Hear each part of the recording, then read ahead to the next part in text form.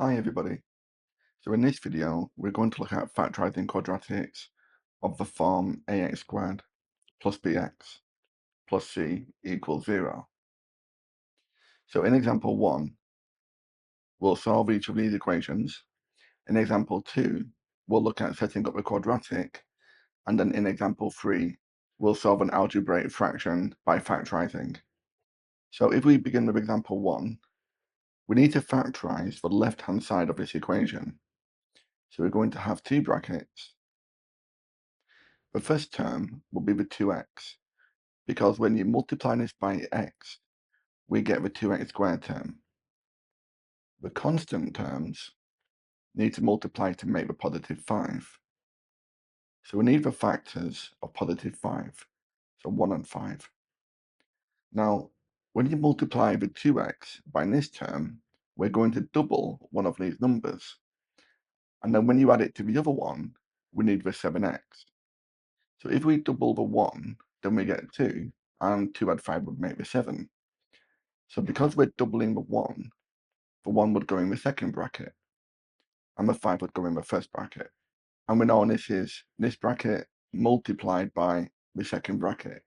And whenever you multiply by 0, we get 0. So we need each of these brackets to equal 0. So if 2x plus 5 equals 0, then x must equal negative 5 over 2. And if x plus 1 equals 0, then x must equal negative 1. So our solutions, x will equal negative 5 over 2, and x will equal negative 1. Do you want to try and solve question B? Think about the terms inside the two brackets, and then make each bracket equal 0 to find the solution. Okay, so welcome back if you had a go. So we've got two brackets. We need a 2x in the first, and an x in the second. This will give us our 2x squared term. And then we need the two numbers, the two constants, to multiply to make negative 3. So this could be negative 1 and positive 3, or 1 and negative 3. So if we multiply this negative 1 by 2, we get negative 2 plus 3, and this will give us a positive 1. So we'll have negative 1 here, and positive 3 in our first bracket. So our solutions are when 2x plus 3 is equal to 0, so x will equal negative 3 over 2, and when x minus 1 equals 0, so x will equal positive 1. How did you get on with that? So do you want to give question C a go? Okay, so we've got two brackets. We'll have 3x in our first and x in our second. We need the factors of positive 7, so this is just 1 and 7. When we multiply one of them by 3 and we add it to the other, we get the 10x. So we're going to multiply this one by 3. So that will go in our second bracket. Then we'll get 3x plus 7 in our first. So each of these must equal 0. So x will equal negative 7 over 3, and x will equal the negative 1 from here. How did you get on with that? Do you want to try question D? Remember, you need to make the quadratic equal to 0 before we can factorise. So for question D, we've got 3x squared equals x plus 2. We'll take away the x and the 2 from both sides. These will cancel.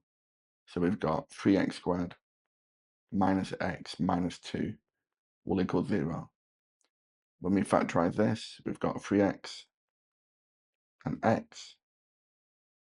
We need the factors of a negative 2. So 1, negative 2, negative 1, positive 2. If we multiply this by 3, then we get negative 3 plus 2. This will give us our negative x term. So we'll have negative 1 here, positive 2 here. So x will equal negative 2/3 from here, and x will equal positive 1 from our second bracket. In example 2, we're going to look at setting up quadratics before we solve them. Okay, so for example 2, before we can solve these quadratics, we need to write each of them in the general form. So if I work through example A, then you can try questions B and C. So if we begin by expanding out this bracket, we get 2x squared plus 3x minus for 2x minus for 1 plus for 16x plus for 8. We've got our square terms. If we collect the x terms, we'll get positive 15x. And then if we collect the constants, we'll get plus 7. And then we can factorize this. We've got 2x plus 1 multiplied by x plus 7. And then this bracket will equal 0, so x will equal negative 1/2. And this bracket will equal 0, so x will equal negative 7. Okay? Do you want to try and work through questions B and C? You need to write each of them in this form before you can begin to factorize. You can pause the video, and when you come back, we'll go through the solution. Okay, so welcome back if you had a go. We've got 3x squared minus a 4x minus the 6x plus the 8. And then we can take away the 5 from both sides, and this will equal 0. So we'll have 3x squared minus 10x plus 3. And when you factorize this, we get 3x minus 1 and x minus 3. So our solutions, x will equal 1/3 and x will equal positive 3. How did you get on with that? If we try the next one, we'll expand out this bracket. We'll have 21x plus the 28. With the right-hand side, we've got 3x plus 4 multiplied by itself. So we'll have 9x squared plus the 12x and another 12x and then plus the 16. So now we need to make it equal 0. I'll move these terms over to the right-hand side. So we'll have 9x squared, 24x minus 21x, and then the 16 take away the 28, which will give us the negative 12. And now can you see that we can factor out a 3 from each of the terms on the right-hand side? So we'll have 3 lots of 3x squared plus x minus 4. And when you divide both sides by 3, we get 0 divided by 3. So this is still 0. And then we can factorize the left-hand side. We'll get 3x plus 4 multiplied by x minus 1. So x will equal, when this equals 0, we get negative 4/3.